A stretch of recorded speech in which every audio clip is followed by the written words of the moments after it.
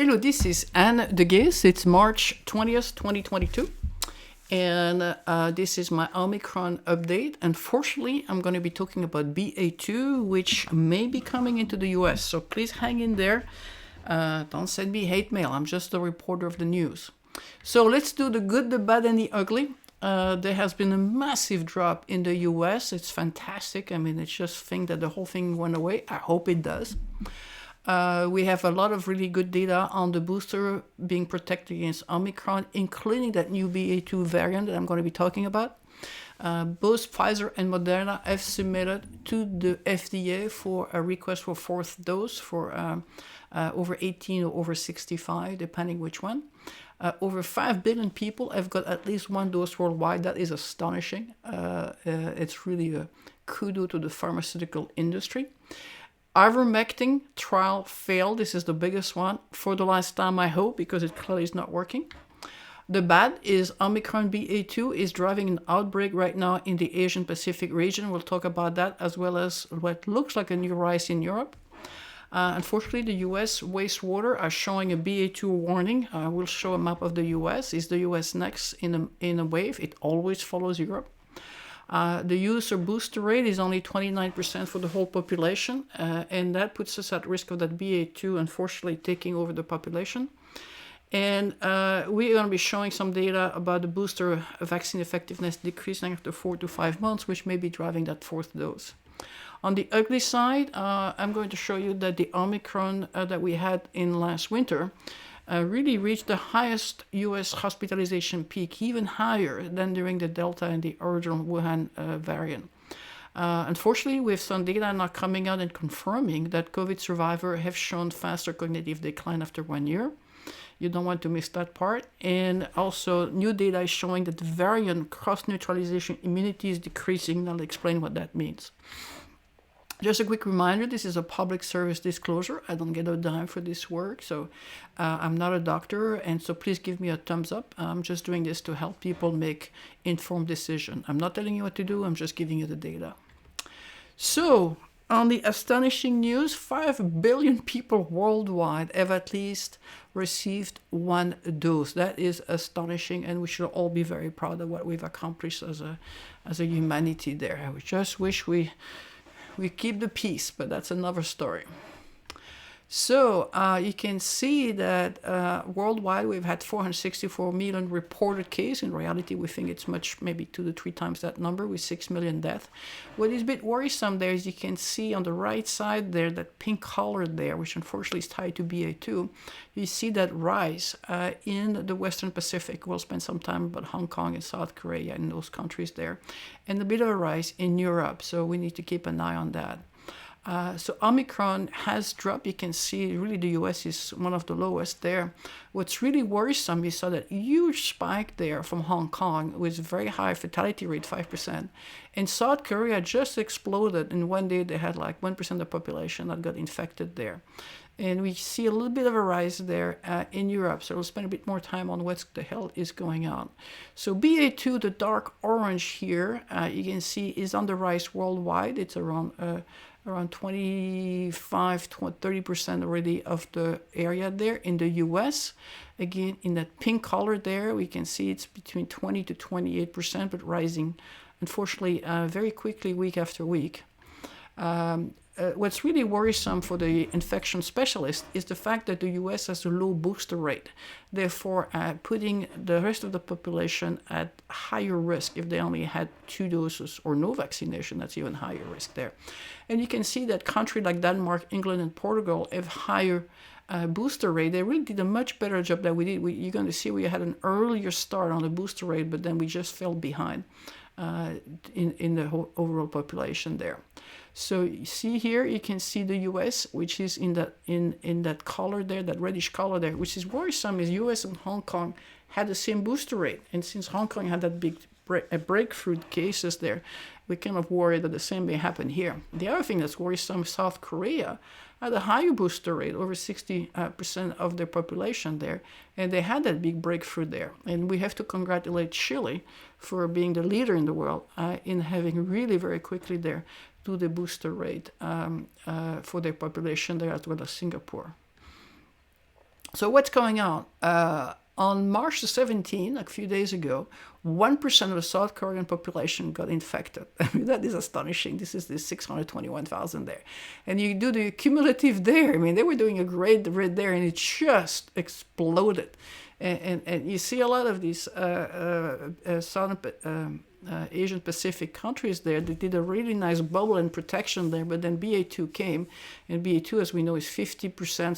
Somebody in the UK just reported 80% more contagious than the original Omicron, which is hard to believe since Omicron is so contagious there. So you can see that they had that huge spikes there, but they still at a pretty high rate there. So they still have, unfortunately, an outbreak. And they had 63% of the population with 3 shots and 87% of the population with 2 shots. So the pandemic is not over. And Hong Kong had that huge outbreak a little bit earlier before South Korea there. And it looks like it's a quick peak and drop. Hopefully that's the same case for South Korea there. And one of the problems in Hong Kong is that they had a very high fatality rate. I don't know if you can see my arrow there, but 5% of the population die from this outbreak. And that's because only 66% of people over the age of 80 were, 66% of the people over the 80 were unvaccinated. So they had a really high mortality because they didn't really vaccinate very well the older population.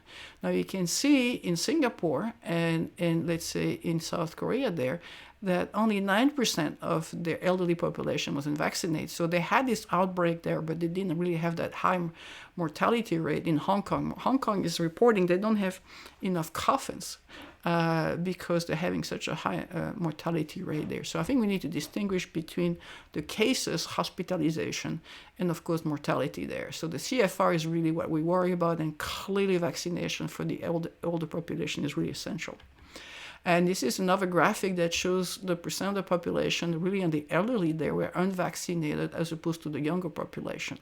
And it's really sad. It was unnecessary there. You can see Singapore nearby did a much better job in protecting their older population across the board. We have to congratulate them. So what's happening in Europe? Well, we have a bit of a rise again, coming back up in several countries, Austria, Switzerland, Germany. Let me go back. Greece and France, unfortunately, it looks like all of Europe there is having a bit of a wave. Hopefully it doesn't go as high, but I'm a little bit honestly worried after what we saw, what happened in Hong Kong and Korea there, because they had a high, especially Hong Kong, had a high fatality rate, and South Korea had a high vaccination rate, but still had that outbreak there. So we need to keep an eye on that.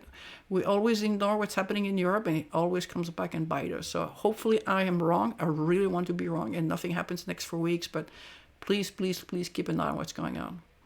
So I want to look at hospitalization, not just the case, and unfortunately the hospitalization rate is going up with that BA2 wave in Europe. And you can see that uptick, especially in the UK and Ireland.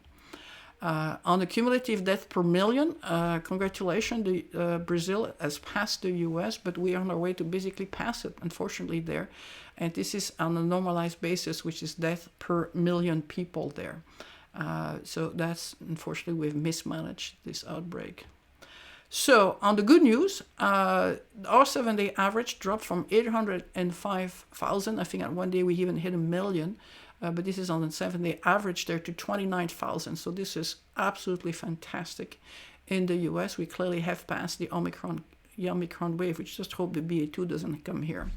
The mortality is still 1,000 per day, so it's still, unfortunately significant.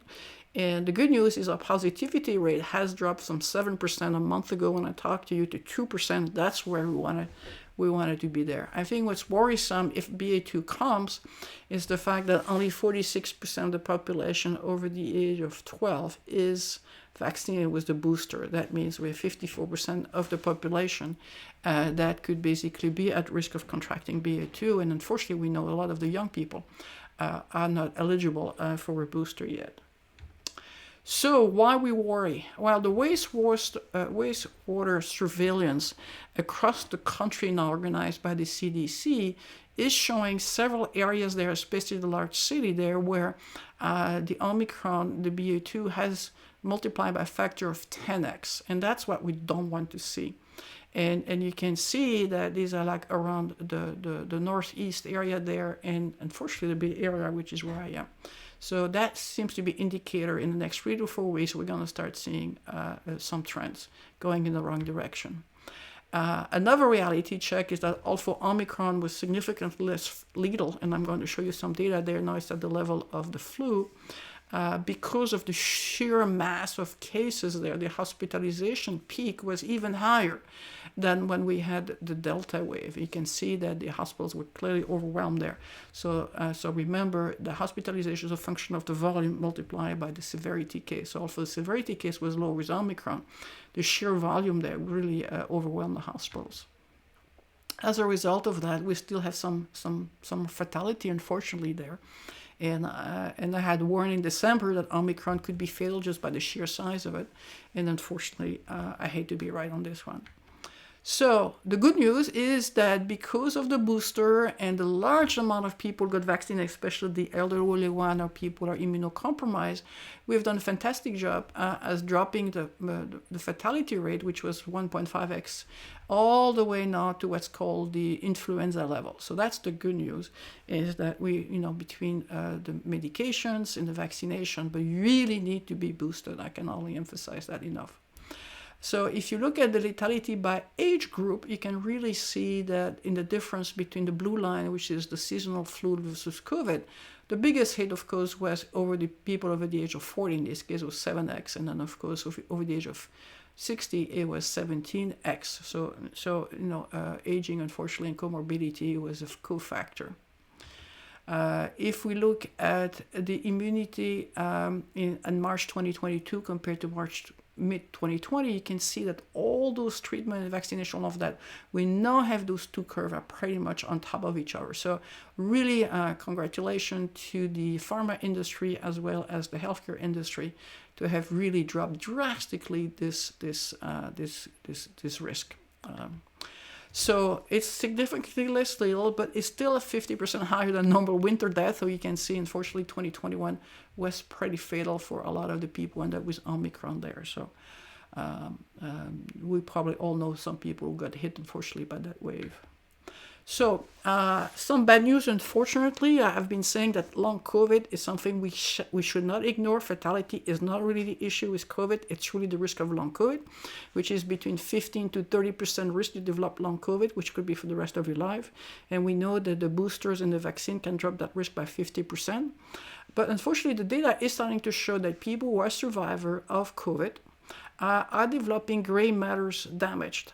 And unfortunately, it starts to be things you can measure with cognitive decline.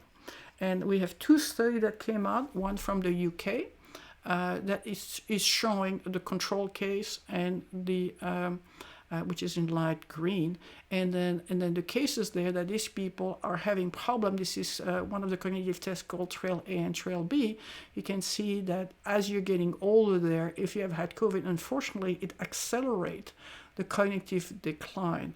And this is excluding people who are hospitalized. So these are people who are mild to medium there who were treated at home who did develop this cognitive decline. Another data coming from China in Wuhan shows similar decline for the people over the age of 60. And in this case, you can see the control group in orange on the right, the non-severe case, and the severe case, there's clearly a relationship. And so in the severe case, 26% of those patients develop mild cognitive impairment, 15% develop what's called dementia. And in the mild cases, you still had 9%, it's still very high, that developed mild cognitive impairment there.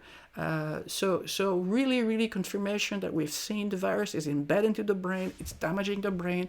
The image I showed you in the prior slide, if you see here, you can see the changes in the functional MRI and in the temporal lobes there. So this virus is destructive. So please get vaccinated. It's not about the fatality rate. Fatality rate has dropped to a really low level there. It's about developing this damage to your brain, which unfortunately may not be reversible. So So another news came out. This is a busy slide, so I'm going to try to explain this in plain English. Is that as we get infected there, the hope is that you develop antibodies that will basically help you defend yourself against the next variants and the next mutations there.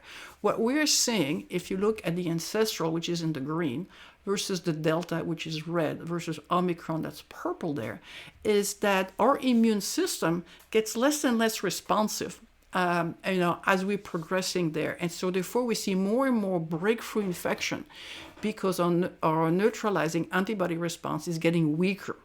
And so they have did a calculation there that Omicron only creates, if you get infected with Omicron, you only have 10% of the Delta response you had. So the amount of antibodies you're building is less. And so if you're vaccinated, you still get a pretty good response there, but it's not as high. It's only 1/3 as high as you had with the Delta. And the other thing that they have shown is that if you had mild symptoms, I hear the mild case there, not a surprise there. That means you didn't build a lot of antibodies there. So the concern is that we have reduced protection against reinfection, i.e. the BA2, for example, or whatever is coming next, or future variant there.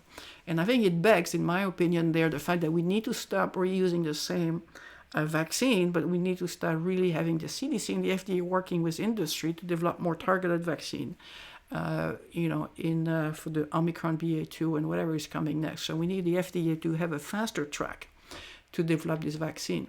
So it begs the question, the fourth dose, both Pfizer and Moderna have now applied, and hopefully it will be approved. 2 Israeli studies are showing data that's kind of worrying people there. They've started offering the fourth dose since December 2021. They did an analysis on 1 million health records, so it's pretty significant there.